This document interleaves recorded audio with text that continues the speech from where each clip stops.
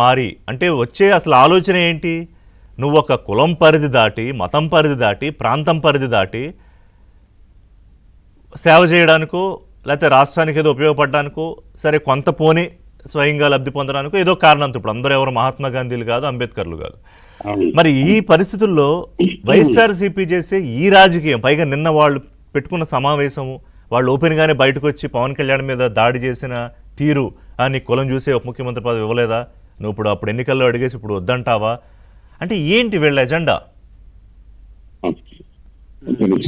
మీకు కనప శ్రీనివాస్ గారికి, వెంకటేశ్వర గారికి, శ్రీనివాస్ గారు ఒక్క నిమిషం, బాబ్జీ గారు మాట్లాడేసాక మీ దగ్గరికి వస్తా. శ్రీనివాస్ గారు, బాబ్జీ గారు.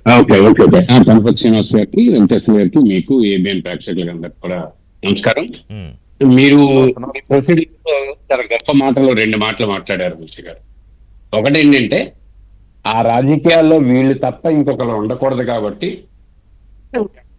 భయభ్రాంతులు చేసి ఈ రాజకీయం అనే జోనర్లో మేము తప్ప ఇంకెవరు పనికిరారు అనే ఆలోచన కల్పించడం కోసం పెద్ద ఎత్తున ప్రయత్నాలు చేస్తున్నాయి రాజకీయ పార్టీలు. అందుకని చాలా మంది రాజకీయాలు మార్చడం కోసం కానీ, రాజకీయాల్లో కొత్త తరాలు తీసుకొద్దాం అనుకుని కానీ ప్రయత్నం చేసి ఇది మన వల్ల కాదని చెప్పి బెదిరిపోయిన సందర్భాలు మనం చూస్తున్నాం. దీనికి కారణం ఏంటంటే, చాలా నిర్లజ్జగా రాజకీయాలు జరుగుతూ ఉండవు. ఇక 2, ఇప్పుడే మన వెంకటేశ్వర గారు మంచి మాట చెప్పారు. మనందరమే భారత రాజ్యాంగాన్ని మన ముందు పెట్టినటువంటి బాబాసాహెబ్ అంబేద్కర్ చెప్పిన గొప్ప మాటను గుర్తు చేసుకోవాలి.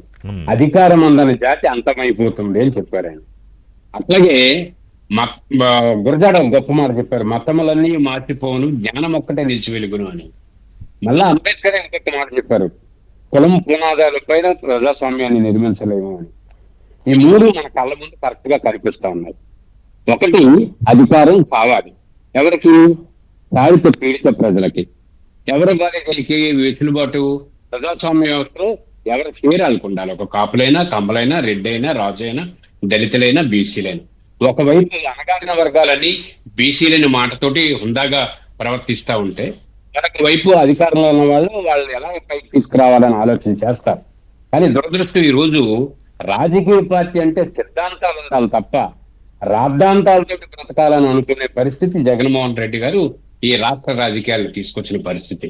అందుకని గారు మొదటిసారి వచ్చినప్పుడు ఒక్క ఛాన్స్ ప్లీజ్ అని అన్నారు.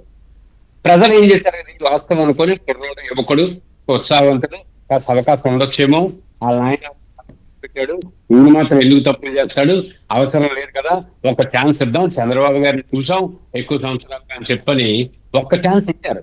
ఇచ్చిన తర్వాత జనానికి అర్థమైంది ఏంటంటే, ఒక్క ఛాన్స్ చాలా ఎక్కువ, మరో ఛాన్స్ ఇచ్చే ప్రమాదం అని చెప్పి నో ఛాన్స్ అని చెప్పి కూటమికి ఛాన్స్ ఇచ్చారు. అయితే ఈ కూటమికి ఛాన్స్ రావడం వెనకాతల కళ్యాణ్ గారు కీలకంగా క్రియాశీలక పాత్ర పోషించారు. అంటే ఆ రోజు చంద్రబాబు నాయుడు గారు అరెస్ట్ అవ్వడం, పవన్ కళ్యాణ్ మద్దతు ఇవ్వటం, కూటమిని ఏర్పాటు చేయడం, బాబుజీ గారు 1 సెకండ్, యాక్చువల్ కొంచెం మీ ఆడియో కరెక్ట్ గా రావట్లేదు, అంటే నేను చూసా ఏమైనా సెట్ అవుతుందేమో అని.